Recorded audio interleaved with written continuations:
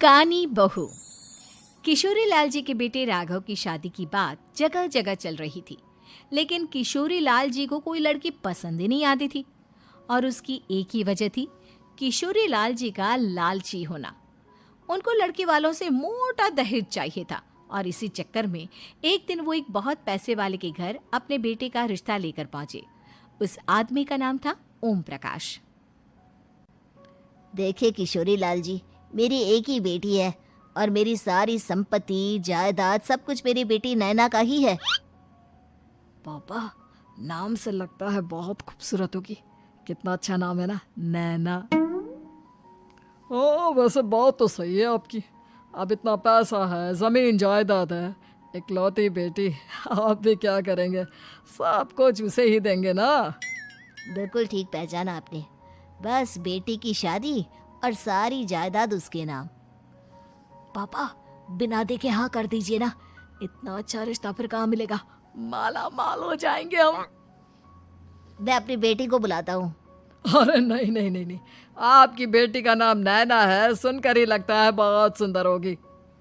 रहने दीजिए अंकल, मैं तो आपकी बेटी के नाम से ही इतना खुश हो गया हूँ कि उसे बिना देखे शादी करने को तैयार हूँ। अब तो मैं उसका चेहरा सीधे शादी के बाद ही देखूंगा। और इस तरह राघव नैना का चेहरा नहीं देखता और उससे शादी कर लेता है। शादी के बाद अपनी सुहाग रात पर जब राघव नैना का घूंघट उठाकर देखता है तो नैना की आंखें बंद थी। कितनी खूबसूरत हो तुम नैना, जरा अपनी आंखें खोलकर मेरी तरफ देखो तो सही। नहीं, मुझे शर्म आती है। अरे, मैंने तुम्हें शादी से पहले भी नहीं देखा, और अब अगर तुम आंखें खोलकर मुझे देखोगी भी नहीं तो मुझे अच्छा कैसे लगेगा? इससे पहले कि नैना अपनी आंखें खोलकर राघव की तरफ देखती, अचानक से लाइट चली गई और राघव नैना को पूरी तरह से देख भी नहीं पाया। अगली सुबह नैना राघव के लिए नाश्ता बनाकर लेकर आई। अरे ये क्या, आधा पराठा सीका हुआ है और आधा बिल्कुल कच्चा। ये तुमने क्या किया नैना? बहू, तुमने क्या आधा पराठा तवे से नीचे लटका कर रखा था, जो आधा सिका है और आधा कच्चा?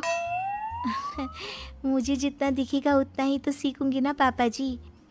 जहाँ जहाँ मुझे नजर आ रहा था वहाँ मैंने सीख लिया, जहाँ जहाँ नहीं दिखा वहाँ कच्चा रह गया होगा। इसका क्या मतलब है? ये कैसा मजाक कर रही है तुम? अरे बहू, तुमने इतना लंबा घूंघट क्यों लगाया हुआ है? देखो, हमारे घर में बहुओं को बेटी की तरह रखा जाता है, और फिर तुम तो इतना सारा माल लेकर आई हो। देखो, ये घूंघट डालकर रखने की कोई ज़रूरत नहीं है।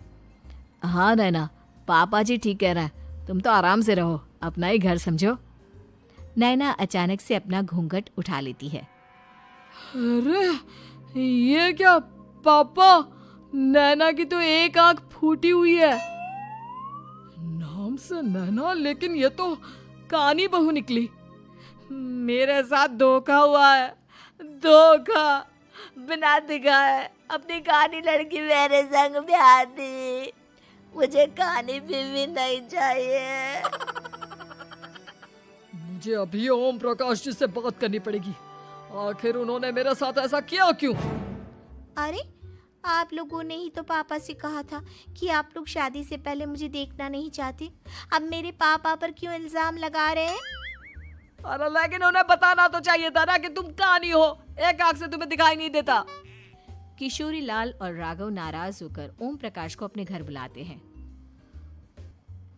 पापा जी, ये आपने क्या किया? शादी से पहले बताया क्यों नहीं कि नैना की आंखों में परेशानी है? अरे, आप ही ने तो लड़की देखने से मना कर दिया था। अरे लेकिन आप बता तो सकते थे। आपको तो हमारी बेटी की प्रॉपर्टी चाहिए थी, वो भी पूरी की पूरी। अब क्या हुआ अगर उसे आधा दिखाई देता है? प्रॉपर्टी तो आपको पूरी मिल गई ना। अरे ये क्या बात हुई? मेरी शादी प्रॉपर्टी से नहीं, आपकी बेटी से हुई है। अब ये तो पहले सोचना चाहिए था, तब तो मेरी प्रॉपर्टी देखकर तुम्हारी जुबान लप लपा रही थी। लेकिन मैं कानी लड़की को अपनी बीवी बनाकर नहीं रख सकता। पापा, कुछ करिए ना आप। हाँ, करता हूँ। देखिए ओम प्रकाश जी, आप हमारे साथ ऐसा नहीं कर सकते।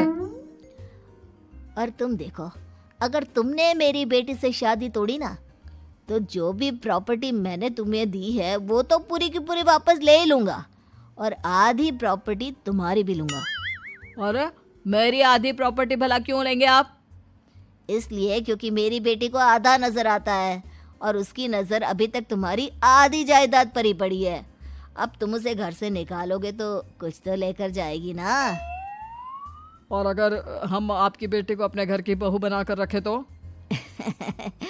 तो तुम्हारी पूरी प्रॉपर्टी तुम्हारी ही रहेगी, और जो मैंने तुम्हें दिया है ना, उसमें से बस मैं आधा लेकर जाऊंगा। अरे लेकिन अब आप अपनी दी हुई प्रॉपर्टी में से आधी वापस क्यों लेकर जाएंगे?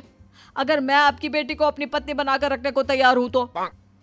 इसलिए ताकि भविष्य में अगर तुम मेरी बेटी को धोखा दो तो उसके पास कुछ तो रहे जो पति का हो। वैसे मेरे पास तो बहुत कुछ है, लेकिन अपने पति की कोई निशानी तो उसके पास होनी चाहिए ना।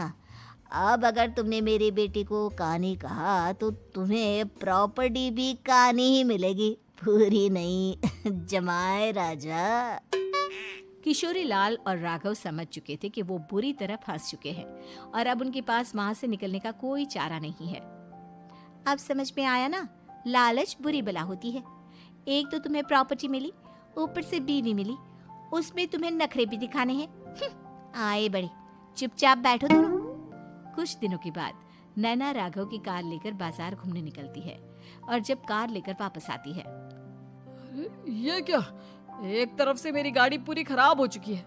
लगता है तुमने मेरी गाड़ी को किसी दूसरी गाड़ी के साथ एक्सीडेंट किया है। अरे अरे कितना बड़ा नुकसान कर दिया तुमने बहू। वो क्या है ना पापा जी, मुझे एक आंख से दिखाई नहीं दे रहा था, सामने से गाड़ी आ रही थी। मुझे तो सिर्फ आधा ही दिखाई दिया और वो गाड़ी मेरी कार से रगड़ते हुए निकल गई। अब मैं क्या करूं बताओ? आप इसे ठीक कराने के पैसे कौन देगा? तुम्हारे पापा? तुमने मुझसे इस तरह से बात की? अभी रुको। नैना राघव की शिकायत ओम प्रकाश को कर देती है। देखो राघव, अब जो मेरी आधी प्रॉपर्टी तुम्हारे पास थी ना, उसमें से आधी और मैं लेकर जाऊंगा, क्योंकि तुमने मेरी बेटी को डांटा। अरे नहीं नहीं पापा जी, गलती हो गई, माफ कर दो। गलती की तो कोई गुंजाइश ही नहीं। अगली बार मेरी बेटी को डांटा तो बची हुई आधी में से आधी और ले जाऊंगा। लालच के चक्कर में हम दोनों ने बहुत बड़ी गलती कर दी बेटा।